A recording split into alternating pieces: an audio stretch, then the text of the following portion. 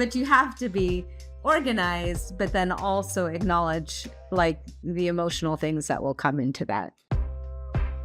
This is Worldschooling Q&A. I'm Astrid, creator of The Wandering Daughter. As a traveling family, we've spent 4 years traveling full-time to over 18 countries and 6 continents. Wherever we go, we try to learn as much as we can about the countries and cultures we visit. While we didn't coin the term, we like to call this worldschooling, using the world as our classroom. Each week, my husband Clint and I will answer one question about worldschooling and share our experiences of traveling the world with our kids. Ready to get started? Great! Let's dive in.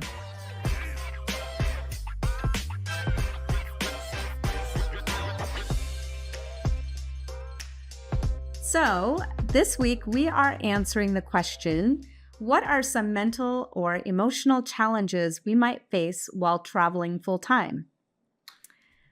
This is a good question, and I think important to discuss for anybody that's thinking about worldschooling or traveling. I didn't think there was any stresses involved. That's true. Worldschooling is totally easy. Yeah, not at all. You don't have to think about it. End of episode. You're just easy. on vacation all the time. We can cut out early for the day.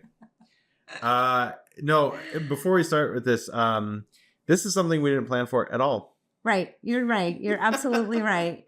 I think we alluded to it in previous episodes, but you know, Clint and I have, we come from like corporate backgrounds. We have like the project management experience. So when we were traveling full time from 2018 to 2022, we were like, okay, we're going to, you know, plan out everything. We've got like all the logistics stuff figured out. Yep. And to the minute detail. Yeah. And then we totally overlooked the fact that it's going to be like emotionally challenging as well, or mentally challenging. So, and I don't even think we were really aware of it until there was another family that you worked with that was going to also do like a gap year, and they were about the same time as we were. And we went over to their house to have dinner and talk about it. And we had project management software. I think we said this in a previous episode, but like we had all this stuff planned out. Yeah. And they had a simple piece of paper on the wall where they had listed a few things. But the one thing they focused heavily on was talking about the emotional side of it. And we're like, oh. Oh, yeah. Oh, we had to think about that too. I mean, we were like less than a month or like a couple weeks from our trip. So it was like, okay. So anyway, needless to say, I think you have to have a balance, right? You have to be like, because I think both of us were like at the extremes of either end. Yeah. But you have to be organized, but then also acknowledge like the emotional things that will come into that. And I write about this on my website. There's an article about like the harsh truths of long-term travel or the realities of long-term travel. But this episode, we're going to kind of dive into that a little bit more. Yeah. And I think the stresses and stuff are similar to other types of travel, similar to vacation travel in some ways, similar to like working overseas. You were overseas for a few years working or volunteering after college. Yeah. So like some of those things are related. So if you have experience in those things, you'll probably recognize certain things. So I think just the basics, let's just start with the general stress of travel. Yeah. So I think there's just the unpredictability of travel, right? Like you may have things planned and then flight gets canceled, or you didn't expect that it would take a certain amount of time to go from point A to point B, or like the airline loses your bags and you don't have clothes. Like those things are little things that add up to stress. And for personalities like me, that can drive you crazy. Because if you plan it out perfectly and it's accomplished perfectly, you feel like this, such a sense of accomplishment. Yeah. But if you plan it out perfectly and it goes awry, it can be incredibly frustrating. Yeah. So I think that is definitely something to keep in mind. Yeah. So like every individual person kind of responds to stress, those types of stress, situational stress, I would say. Like in different ways. And then like not just the parents, but the kids too. So you have to kind of think about that. Yeah. I think just being in a new place is stressful too. Yeah, it's both exciting, exhilarating, and can be stressful as well. Yeah. Just the simplest things, figuring out how to get food, how to communicate if you don't understand the currency, like all those things can be fun. How to get out of the airport. Yeah. Yeah. Sometimes, I mean, we still struggle with this sometimes, like depending where we go, we get out of the airport and we just get like overwhelmed by people or by just anything. So yeah. And when we get to the tips and stuff, we can talk about certain ways that we cope with some of those things or avoid some of those things. And I think we've talked about in previous episodes. Yeah. So, but yeah. And then a big part is missing home. Or like so that's classic travel. Yeah. Classic travel stuff, especially with the kids, but not just kids, adults. I mean, friendships or siblings or whatever back home, that you can't just go get coffee with them or chat with them on the phone as easily. I mean, nowadays I think it's a lot easier to talk to do a people virtual coffee. Yeah. But still, like if you're on the other side of the world, the time zone thing becomes an issue and things like that. So, I think additionally, like we planned heavily the logistics, and I know you mentioned it with changing plans, but I think just even if things go well, just planning stuff can be stressful. Yeah. Just the logistics of finding, especially when you're already out. So like if you're doing long-term travel and you're chaining locations together, like you're trying to figure out visa things and you're trying to figure out flights and lodging and all that while you're not at home. So even that, a little additional stress, can cause anxiety. And then there might be some things that you can't control, like, oh, we're going to a place and now I need an international driver's license, for example. Well, I can't get one because I'm in Spain or something like that. So, and then you have to adjust your plans based off of that. So just logistics can be stressful. Well, and I want to add to work-life balance, because if you're also going to be working while you're traveling, then maintaining that balance of, work responsibilities, travel planning, travel experiences, and then just like family time. It can be a lot to juggle for anybody. Well, and as the IT of the family, one stressful thing that I never imagined would be this stressful is just the stress of making sure your equipment and all the kids' equipment and everyone's equipment works consistently. Meaning making sure chargers are working, making sure headphones are working. We went through so many headphones. I can't even comprehend it. But like cords, cables, adapters, like all that stuff, like when you're working and traveling long term, the stuff you take for granted at home, that stuff suddenly becomes like front and foremost important, right? And it's not just even just making sure it works. It's also like packing that stuff, making sure you have room to pack that stuff every time. So yeah. I never told you how much I appreciate that. I like traveling with a resident IT person. So beyond the stress of travel, I appreciate that. Thank you. Beyond the stress of travel, what's some other things? Well, I think for me, there's also just and I love my family, but like being together 24/7, I think that there comes some stresses with that too, for anybody, right? Like, and so you need to be able to like develop some strategies for dealing with that. So aside from just like constantly having to be with somebody, like if you're an introvert or something, that might be challenging. But even if you're extroverted, sometimes that like everybody has different energies, and sometimes like people's moods are different. So you're just adjusting to the other person's cycles of moods.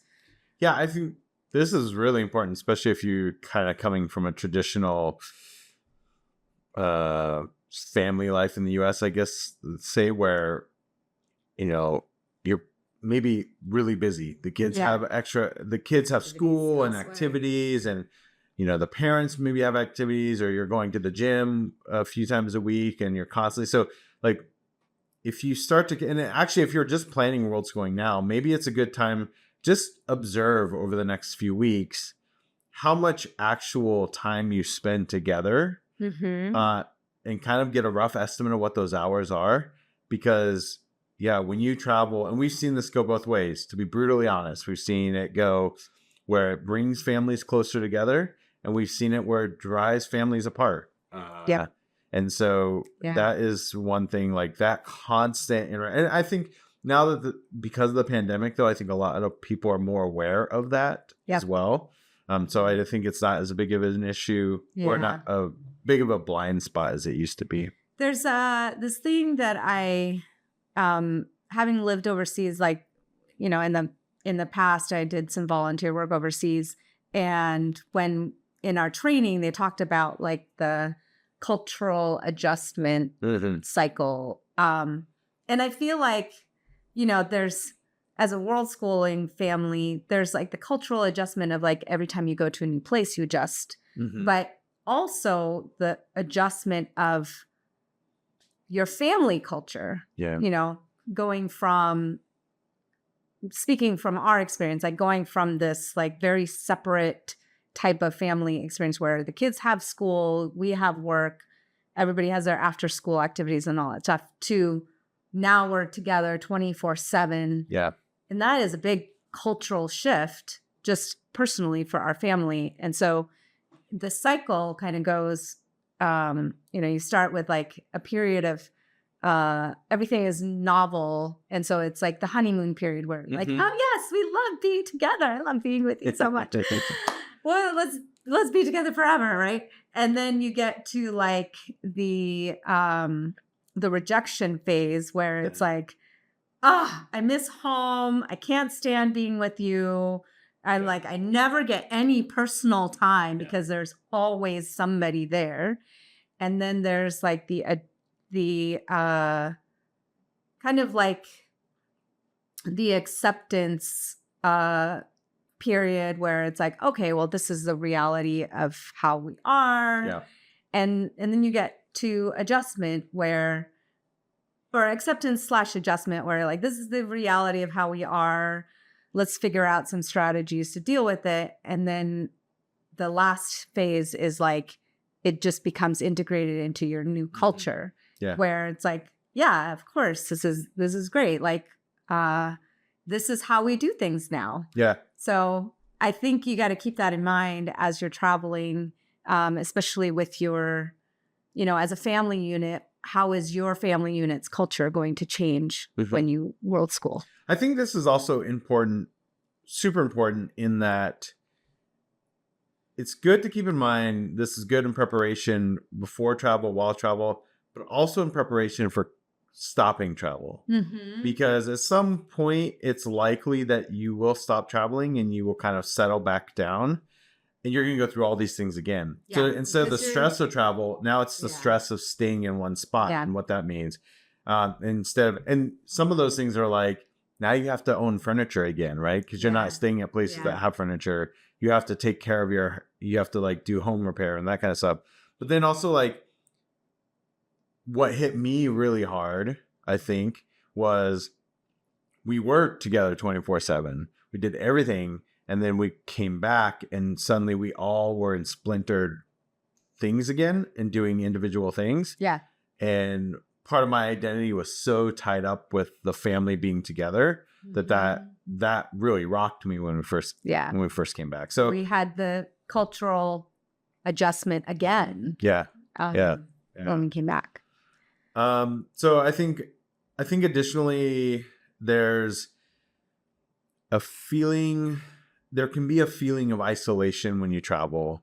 So it's interesting because you're like with your family 24/7, with your partner 24/7, but there also is, these are not your communities. These are not the places you grow up with. Now you can build and foster community depending on how long you stay. Or you can find community. But, it sometimes takes years or generations to really foster true Mhm. community or be involved in community. And so Yeah. when you're traveling, it can feel isolating because you are the new person, or you are the foreigner in that situation, and that can be very stressful at times too. Yeah. And I found we kind of went through cycles as well, Mhm. right? Where we were like, you call it like feast and famine social Yeah. cycles, I guess, social interaction. And there were periods where we're like, okay, let's just, interact with as many people as we can. Yeah. Oh, there are like families here too, other traveling families or like local families. Let's get to know them and hang out with them and spend as much time. I don't know how long we'll be here, that type of thing. And then there are other periods where we're like, okay, we had 2 months of that. Now let's take a break. Right. Let's Yeah. just Yep. be insular and just hang out as a family. Because then we also, because we were doing the work of like cultivating our own family culture and understanding our own family culture Mhm. more, we would realize, like, we would recognize when that culture was starting to kind of dissipate or like be fragmented again, or Yeah. that connection within the family would be fragmented. So then in my mind, that's when we would be like, let's take a break from socializing Yeah. and let's just be among our own family. Yeah. And vice versa, right? At a certain point, you're like, I need to be around people. Yeah. Like I need I need that stimulation, or that, especially as adults, for like you and I know we felt it, where we're like, we just need to be around other adults. Yeah. And we'll talk about that. I think we have a future episode coming up where we'll talk about that a little bit more, but like, we just need to be around other adults. We know plenty of like solo moms or single moms that were traveling as well full time, Mhm. and they express that need a lot as well. Like, Yeah. certain point, it's just you just need that social interaction with other peers, right? Yeah. I think that was Yeah. huge. Yeah. You talked about it a little bit or alluded to it, but what about emotional baggage? Oh man. So, it's almost like a trope, a travel trope where you're like, oh, we travel to escape all the stuff that's going on back home. Yeah. Right? Yeah. But in actuality, it just comes along with you. Yeah. I think the good advice here is do not travel to try to fix your problems, because they will come up in the most unpredictable times. Yeah. In fact, I think sometimes travel makes it worse, right? Yeah. Because you're like, Yeah. oh, I am like face to face with this stuff that I've been dealing with all my life. Yeah. Yeah, it's true. So I think that is like, you got to recognize that you're going to be carrying like emotional baggage with you. And it's important to like deal with that, because that's gonna come up, when you're traveling. And then sometimes that's what might cause more strain in your relationship within your family too. Well, and one aspect of that that's hard too is that if you're like many of us who do ongoing therapy, a lot of times your therapist or therapists in general are only licensed to actually practice in certain areas. Mm-hmm. And so when you start traveling, sometimes you have to relinquish those types of tools that you've used in the past. Yeah. And that can be really hard for some people, not having that outlet. So it's something you definitely have to keep in consideration. Yeah. And I mean, I like, to be vulnerable for right now, like, for me, like some of my emotional baggage, I think just comes from like wanting independence. Yeah. And so it was hard for me to like adjust to being with family 24/7, because then it was like, who am I aside from like mom and, part of this family unit? Like, I want to be able to like have my own travel experiences too. And then it was hard for me because I wasn't working full time the first 2 years where we were traveling. And so I essentially became like a stay-at-home mom, even though I was, we were traveling. So I like, that was just a challenging time for me because I was so used to being like independent and like having my own income that contributes to the family, and to switch to like, oh, I guess I'm the homeschooling mom now, and I'm the, Which there's nothing wrong with yeah, that. no, It's just but not it's what like, you were used to. oh, I guess that's my role now in this family. And I really like struggled with that for a while. Because we've also met families where it's the reverse of that, right? Where they are the stay-at-home mom, where they've been the one teaching the kids, and now when they travel for one reason or another, they have to earn income, or they have to find income, and then that becomes stressful in a different way. So it is recognizing kind of who you are and how that might. It's hard to predict how that's going to change when you're traveling, but like just I think being aware of it and constantly checking in on yourself and on your family of like where you're at can be helpful. Adjust that. So we talked about several things. What are some advice based on the things we've talked about? What are some different pieces of advice we can give? I think the biggest is to communicate. Like communication was the biggest lesson that we learned while traveling, because you can't hold grudges and you can't hold your emotions inside, because eventually it'll like come out in a different way, manifest in like, arguments or whatever. And then it'll just make your travel experience crappy, It's a great time to start reading about or learning about different communication methods. Fostering different communication or relationship methods.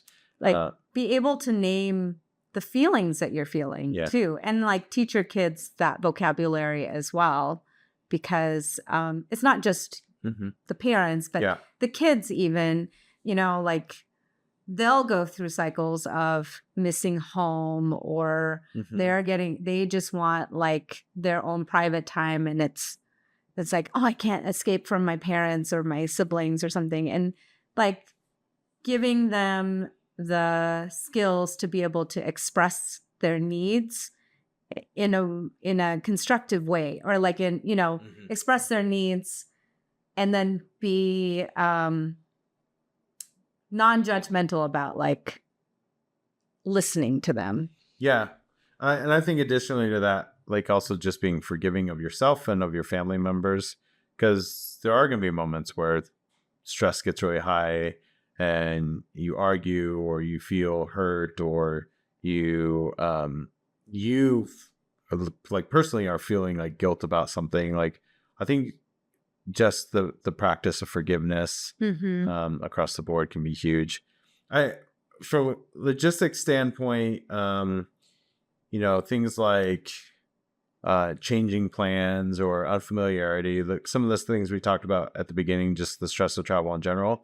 One of the things that I think we highly recommend is create as much buffer as you can in your plan. So whether that's slowing down and not doing as many activities, or, like you're flying into a new city and you don't know the airport, like making plans ahead of time so that you have transportation scheduled.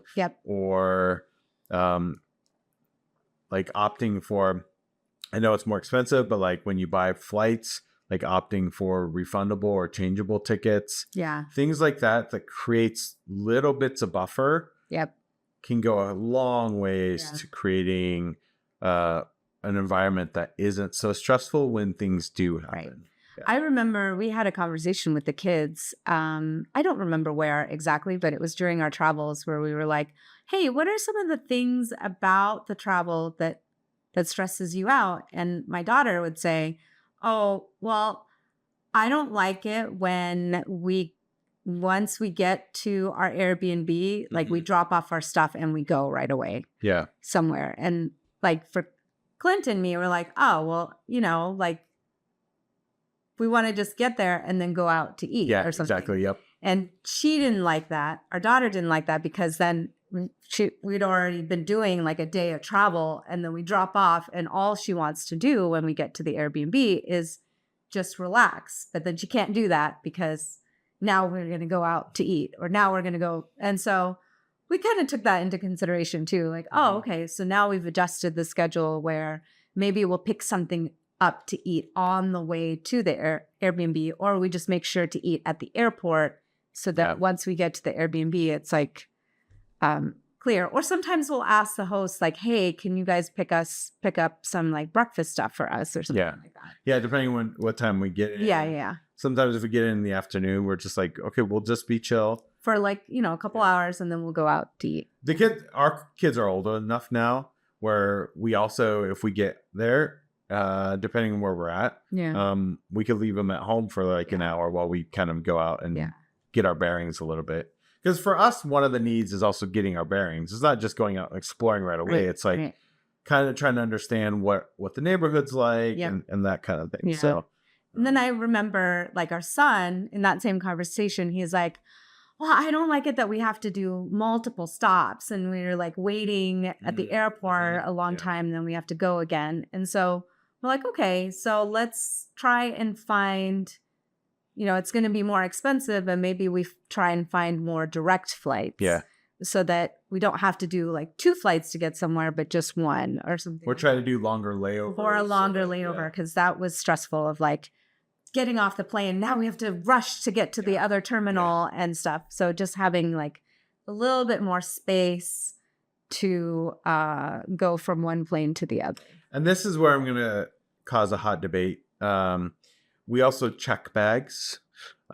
We like to check bags. I know that's a hot debate because many out there feel like check bags are blasphemy when it comes to travel. There's a lot of carry-on only world schoolers out there. But and that's fair. I mean, if that works for your family, totally cool. Reason we check bags is because the stress of storing and carry-on luggage is a lot.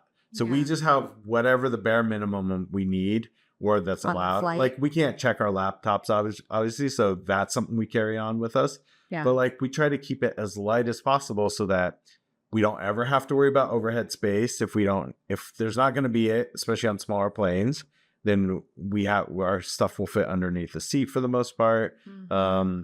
We don't have to worry about forgetting stuff as much. So it's just, it lowers our stress. Well, and it kind of goes to like another point we want to make of like, you know, sometimes it's nice to bring a comfort item with us. So like the kids have their stuffies that they've had for years since they were babies. We traveled with like a ukulele for a long time. At some point when our kids were younger, like our daughter had a bunch of dolls that she carried, like Barbies or something. And then our son had like a Hot Wheels racetrack, like a whole track that he carried in his bag. But these were the sacrifices that they made in their bags. Now, granted, we carried all the clothes in our check bag, so it gave them room to do that. But yeah. But again, that's like going to help with like creating some kind of stability or some kind of like familiar object in an environment that's unfamiliar. Yeah. Anything else you can think of? I think even just like encouraging them to make friends or us making new friends, you know, that really helps with like mental health, I think. Yeah. And I think we'll end up diving into that a little bit deeper in a future episode, but yeah, making friends is huge. It's actually not as hard as you think it is once you start traveling, on a gap year. Yeah. As long as you're a little bit outgoing. So, yeah. Yeah, I think I want to end with a plug for my ebook, Hey Kids, Let's Go Travel, because this is there's like a chapter that I dedicate, you know, like the realities of traveling full time and like how to deal with the emotional challenges and the importance of communication. So check that out on my website and get a copy. Cool. Anything else? No, that's it. All right. Well, that's all for today. Thank you for joining us on this episode of Worldschooling Q&A with Astrid and Clint. Be sure to check out the show notes for any links we mentioned in the episode, and visit my website, thewanderingdaughter.com, to dive deeper into worldschooling and family travel. If you like what you hear, please consider supporting The Wandering Daughter on Patreon. It really helps us out and keeps the show going. You'll also get exclusive perks like episode transcripts, additional resources, access to office hours with us, and more. You can find us on Spotify or the podcast app of your choice. If you're listening to this on Spotify, you can tap the bell icon to get notified when new episodes come out. And if you like this episode, please give us a 5-star review. It really helps new people find our show. If you're watching this on YouTube, don't forget to like and subscribe and tap the bell icon to get notified of new episodes. You can follow me on Instagram @WanderDaughter or follow The Wandering Daughter on Facebook. Links to these are also in the show notes. If you have any worldschooling questions you'd like us to answer for future episodes, feel free to throw them in the comments or send us a message at thewanderingdaughter.com/podcast. Until next time, happy travels! Bye!